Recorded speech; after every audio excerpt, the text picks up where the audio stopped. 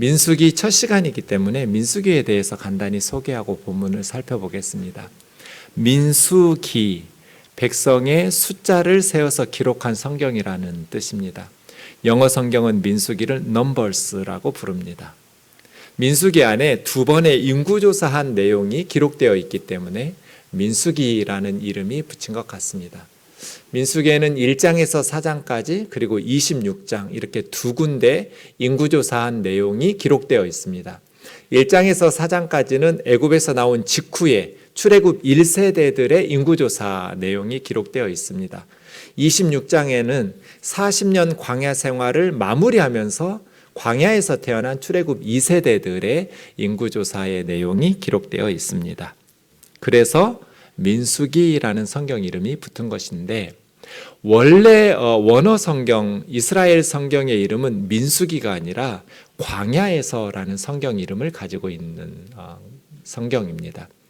민수기 1장 1절에 보면 광야에서라는 단어가 나오는데 베미드바르라고 합니다. 베라는 말은 어디 안에서 그런 뜻이고 미드바르라는 단어가 광야라는 뜻입니다. 그래서 이 성경의 원래 이름은 베미드바르인데 광야에서 그런 뜻입니다. 제 생각에는 민수기라는 성경 이름보다는 광야에서라는 성경 이름이 훨씬 더 이 성경의 내용을 파악하는데 더 쉽겠다는 생각을 합니다. 왜냐하면 인구조사한 내용은 앞부분과 뒷부분 두 군데밖에 없지만 나머지 내용들 전부, 그리고 사실은 인구조사도 광야에서 했거든요. 그러니 광야에서 베미드바르라고 하는 것이 훨씬 더 이 성경의 내용을 파악하는데 더 좋은 이름 아닐까, 이런 생각을 하게 되는 것입니다. 이스라엘 백성들이 홍해를 건넜습니다. 출애굽기 15장입니다. 앞에 홍해가 가로막고 있는데 뒤에는 바로의 애굽의 600대의 철병거가, 애굽의 최강의 부대가 쫓아오고 있습니다. 이스라엘은 죽을 수밖에 없는 막다른 상황에서 하나님께서 홍해의 바닷길을 여셨고, 홍해를 건너자마자 애굽의 군사들은 홍해물이 다시 합쳐지면서 수장되었습니다. 그날 밤에 이스라엘 백성들이 잠을 어떻게 자겠어요?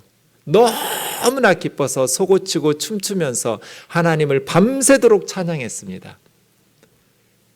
애굽에 살 때 채찍에 맞으면서 노예처럼 아들이 태어나면 죽여야 되는 그런 비참한 노예들의 삶이었는데, 드디어 기적과도 같은 하나님의 능력의 손길에 의해서 홍해를 건너고 애굽의 종살이에서 해방되었습니다. 그 기쁨, 홍해를 건넌 그 기쁨 후에 그들 앞에 기다리고 있었던 것은 젖과 꿀이 흐르는 가나안 땅이 아니었습니다. 수르 광야였습니다. 홍해를 건너고 그들은 수르 광야를 맞이하게 됩니다. 3일을 걸었는데 물을 발견할 수 없었습니다. 가도 끝이 없는 모래 사막이에요. 사람이 살 수 없는 곳이에요. 광야예요. 3일 동안 이들은 불평하지 않았습니다. 홍해를 걷는 구원의 기쁨과 감격 때문에 하루하루 정말 힘들었지만, 가도 끝이 없는 모래가 그들을 기다리고 있었지만 물 한 방울을 보지 못한 그들이 꾹 참았습니다. 3일 만에 드디어 물을 발견했습니다. 그럼 그렇지, 하나님이 인도하시는데 아마 기뻤을 겁니다. 그런데 그 물을 맛보았더니 너무 써서 마실 수 없는 물이었습니다. 그래서 쓰다라는 뜻을 가진 마라라고 그 우물의 이름, 그곳의 이름을 불렀습니다. 마라, 쓰다. 그때 이스라엘 백성들은 불평하고 원망하기 시작합니다. 홍해를 건넜을 때까지 너무나 행복했습니다. 이제 하나님의 은혜로 그들 앞에는 젖과 꿀이 흐르는 가나안 땅이 펼쳐질 줄 알았는데 그들을 기다린 것은 광야였습니다. 2명의 정탐꾼 여호수아와 갈렙만 아니다, 하나님이 우리와 함께 계신다, 우리는 정복할 수 있다, 그들은 우리의 밥이다, 가자. 불행히도 이스라엘 백성들은 10명의 정탐꾼의 말을 듣고 밤새도록 통곡하고 울고 원망하면서 다시 애굽으로 돌아가자, 아니면 이 광야에서 살다 죽자, 괜히 욕심내고 가나안 땅 들어가다가 거기서 우리와 가족들, 자식들 다 함께 몰살당한다, 하나님께서 그들을 다시 광야길로 돌아가 40년 동안 광야 생활을 하게 하신 것입니다. 광야, 민수기, 광야에서 정리하면 이렇습니다. 이스라엘 백성들이 출애굽한 후에 광야를 거쳐서 가나안 땅에 들어간 것처럼 우리도 예수 그리스도를 믿어서 구원받은 후에 바로 천국으로 가지 않고 광야라는 이 세상에서 산 후에 천국을 가요. 그러면 민수기를 통해서 우리는 광야 같은 이 세상을 어떻게 살아낼 수 있을지 영적인 통찰력을 배울 수 있다는 것입니다. 왜 하나님께서는 구원받은 하나님의 백성들을 광야로 내보내실까요? 왜 구원받은 하나님의 백성들 앞에는 젖과 꿀이 흐르는 땅이 기다리는 것이 아니라 사흘을 걸었는데 물 한 방울 보지 못하는 수르 광야가 펼쳐질까요? 여러분 지나간 삶을 돌아보세요. 예수 믿고 나서 만사 형통하던가요? 구원받은 감격이 있었죠. 예수님을 처음 믿고 예수님을 예배하고 섬기면서 너무 행복했어요. 홍해를 건넌 이스라엘 백성들처럼. 그런데 그 다음 젖과 꿀이 흐르는 땅이 나오던가요? 예수님을 믿으니 모든 것들이 다 술술 풀리던가요? 그렇지 않습니다. 대부분 성도들은 광야입니다. 힘겨운 신앙의 훈련이 시작됩니다. 생존하기조차 힘들 만큼 힘들고 어려운 사건들을 겪어가면서 주님 한 분만 붙잡고 살아낼 수 있도록 훈련이 시작됩니다. 모세와 아론과 회중의 지도자들이 고앗 자손들을 인구조사한 거예요. 그랬더니 30세부터 50대까지 회막에서 복무하고 봉사할 모든 자 종족대로 계수된 자가 2750명이었어요. 모세와 아론이 여호와께서 명령하신 대로 회막에서 종사하는 고앗신의 모든 종족 중 계수된 자이니라. 이런 식이에요. 여러분 보석을 발견하셨어요? 언뜻 보면 딱딱하고 지루한 내용들 같아요. 그런데 조금만 주의 깊게 살펴보면 너무나 많은 보석들이 박혀 있어요. 특히 광야길을 걷는 우리 성도들에게 민수기는 너무나 유익한 성경이에요. 그런데 오늘 고앗 자손들에 대한 인구조사의 내용인데 여기서 우리는 하나님을 섬기는 법 3가지를 배울 수 있습니다. 첫 번째, 30세부터 50세까지가 첫 번째 보석이에요. 오늘 본문 다시 보세요. 35절에 고앗 자손들을 계수하는데 30세부터 50세까지 회막에서 복무하고 봉사할 자를 인구조사하라고 그랬어요. 37절에도 회막에서 종사하는 이 사람들은 회막에서 섬기는 사람들이에요. 그런데 몇 살부터 회막에서 섬겨요? 30세부터 50세까지예요. 다른 일을 하는 사람들, 레위인이 아니고 성막에서 봉사하는 사람들이 아닌 다른 사람들은 몇 살부터 인구조사하냐면 1장 3절에서부터 보시면 20살부터 조사해요. 전쟁터에 나갈 사람들 20살 이상부터 인구조사가 시작되는데 왜 다른 사역, 전쟁을 하러 나간다거나 뭐 재판을 한다거나 아니면 농사를 짓는다거나 뭐 모든 다른 사역은 20살부터 인구조사가 들어가는데 성막에서 봉사할 레위 지파는 30살부터 회막에서 봉사를 시작하라고 말씀하실까요? 우리가 그 이유를 아는 것은 어렵지 않죠, 그죠? 회막에서 봉사하는 것은 더 중요하기 때문에 10년 동안 더 준비하고 더 성숙해져야 된다는 뜻이잖아요. 다른 일은 20살부터 시작해도 되지만 회막에서 하나님을 예배하고 섬기는 일들은 30살은 돼야 시작할 수 있다는 뜻이에요. 10년 동안 더 성숙해진 후에 섬기란 뜻이에요. 왜요? 하나님을 섬기는 일은 그만큼 더 중요하기 때문이에요. 이스라엘 백성들이 광야에서 진영을 배치한 그림을 보면 한 중앙에 성막이 있어요. 중앙에 성막이 있고 성막을 주변으로 제사장들과 게르손 고앗 무라리 가족들이 있어요. 그리고 밖으로 12지파가 동서남북으로 포진되어 있어요. 이렇게 진을 치라고 명령하시는 것의 의미는 뭐예요? 광야에서는 성막을 중심에 두고 살아가라는 뜻이잖아요.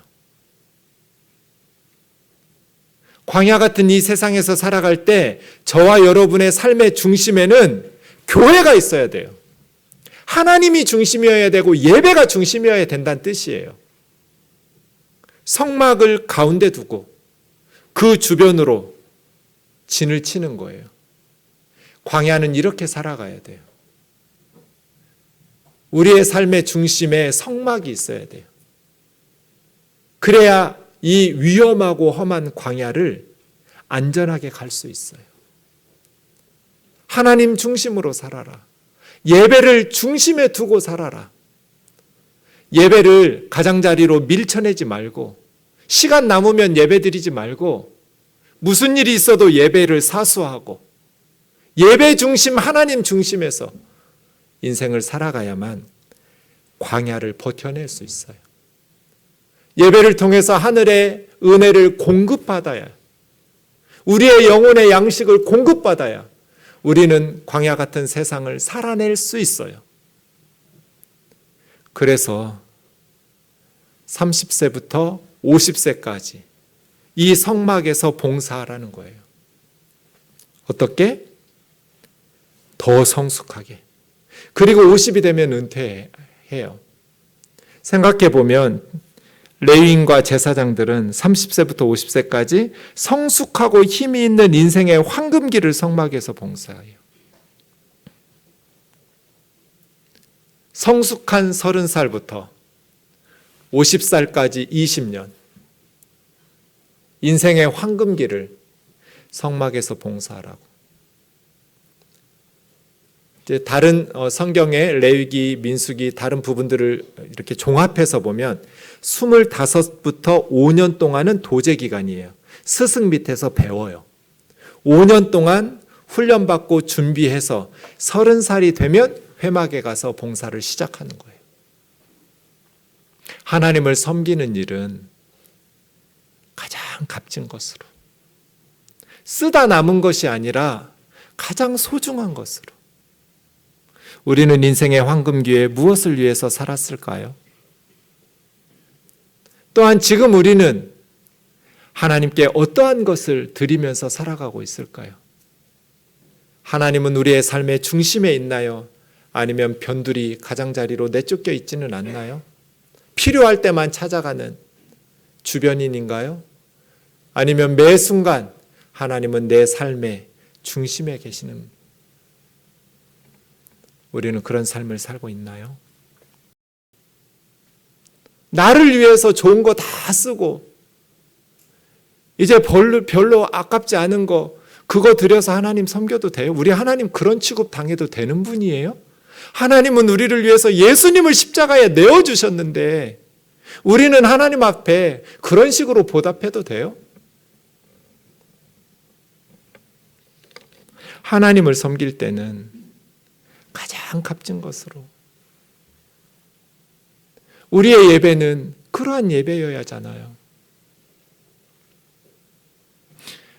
우리의 신앙이 그렇게 하나님 앞에서 30세부터 50세의 정신을 잃어버리지 않기를 주의 이름으로 축원합니다. 신학교 가란 말 아니에요. 다 목회해야 된다는 뜻도 아니에요. 주님을 섬기는 마음의 자세가 그러해야 된다는 거예요. 나는 50이 넘었으니 이제 소망이 없다는 뜻도 아니에요.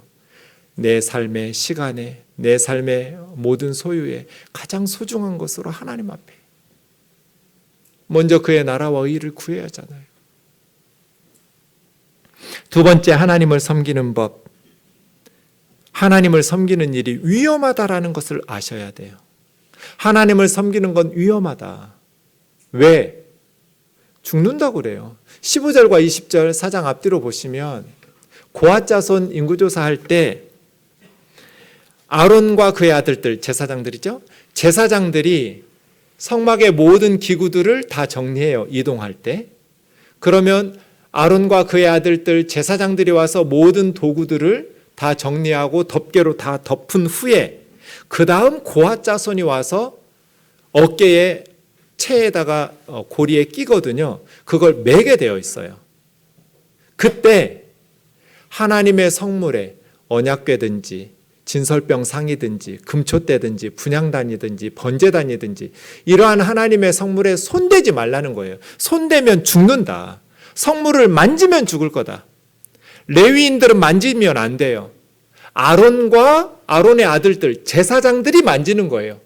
그래서 그 모든 것을 덮개까지 다 덮어놓고 그 후에 고앗 자손은 들어와서, 레위인들은 들어와서 어깨에 매는 거예요. 이 말씀대로 하지 않고 다윗이 예루살렘으로 언약궤 들어올 때 손을 만졌다가 우사가 즉사했잖아요.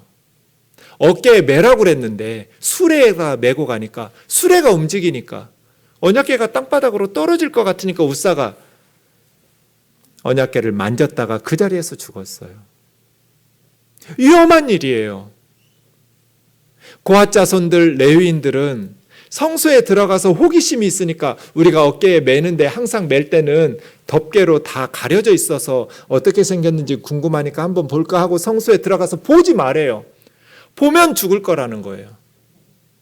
제사장들이 들어가서 모든 것을 다 정리하고 나면 그 후에 들어가서 어깨에 메고 이동하라. 죽으리라는 말씀이 2번이나 나와요. 고앗 자손 인구조사 본문에. 위험하다는 거잖아요. 하나님을 섬기는 것은. 그러니 어떻게 하라고요? 하나님이 말씀하신 대로 순종하라고요. 하나님을 섬길 때는 하나님이 말씀하신 대로 순종하면서 섬겨야 돼요. 내 생각대로 내 맘대로 섬기면 안 돼요. 하나님이 말씀하신 대로, 성경에 기록된 대로 하나님을 섬기는 건 두려운 일이에요.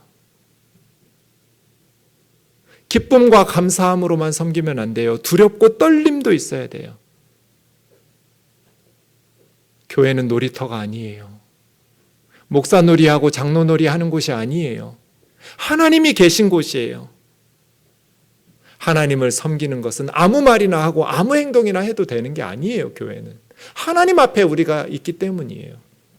하나님을 경외함으로, 두렵고 떨림으로, 그리고 기쁨과 감사함으로 말씀에 순종하면서 안전하고 행복하게 섬겨야 돼요.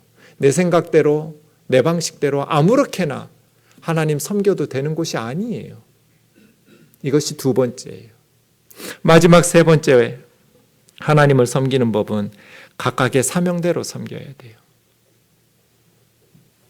고앗 자손에 대해서 말씀드렸어요. 고앗 자손은 지성소에 있는 언약궤, 또 성소에 있는 분향단, 금촛대, 진설병상, 이런 것들을 어깨에 매요. 가장 성스러운 성구들이죠. 그런데 게르손 자손, 장남 자손은 무엇을 섬겼을까요? 그 성막을 덮는 휘장, 그리고 덮개와 해달의 가죽 덮개, 문도 휘장으로 되어 있는데 문들을 어깨에다가 매는 거예요. 짐승 가죽으로 만들어진 그러한 천막들, 해달의 가죽들, 또 여러 가지 천으로 짠 것을 하려니까 좀 무거웠을 것 같아요. 무라리 자손은 31절, 32절에 나와 있는데 그 회막을 세우는 널판지와 띠와 기둥과 받침들, 제일 무거웠을 거예요.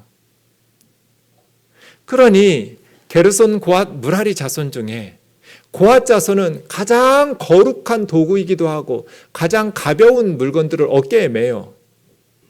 게르손 자손은 좀 더 무거운 덮개들, 휘장들, 천막들을 매요. 그런데 무라리 자손은 가장 무거운 기둥과 받침들, 쇳덩어리, 나무, 널빤지 이런 것들 매요. 불평할 수도 있어요. 왜 쟤들은 저렇게 거룩한 도구들을 메고 가벼운 도구들을 어깨에 매는데 우리는 똑같이 레위지파 레위인들인데 왜 우리는 이렇게 무거운 걸 메고 이렇게 허드렛 일을 해야 돼? 라고 투덜거릴 수 있잖아요. 그런데 오늘 본문 말씀에서도 말했지만 모세를 통해서 하나님께서 명령하신 대로 순종했어요. 하나님을 섬길 때는 다른 사람하고 비교하면 불행해져요.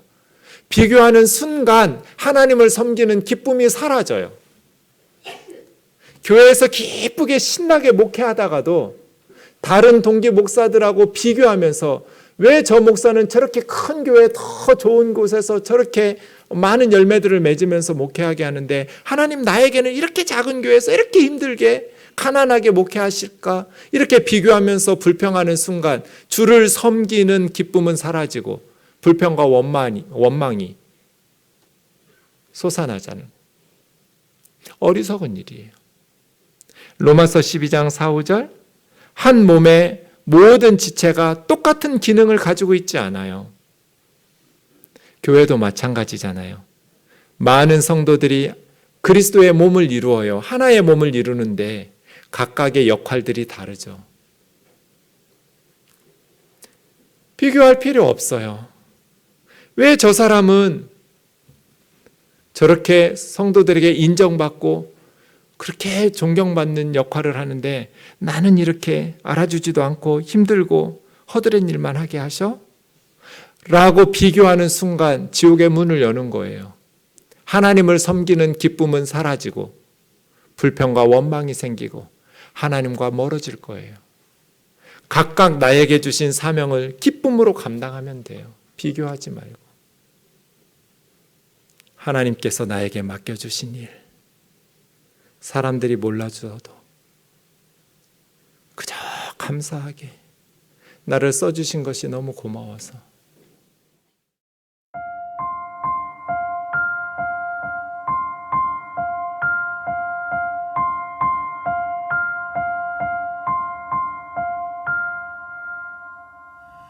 나의 영원하신 기업 생명보다 귀하다.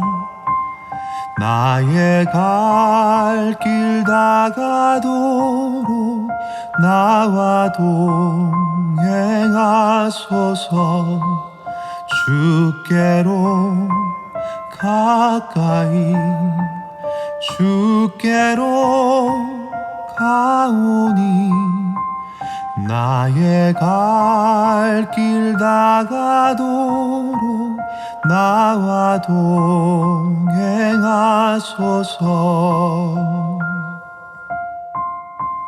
세상 부귀한 일함과 모든 명예 버리고 험한 길을 가는 동안 나와 동행하소서.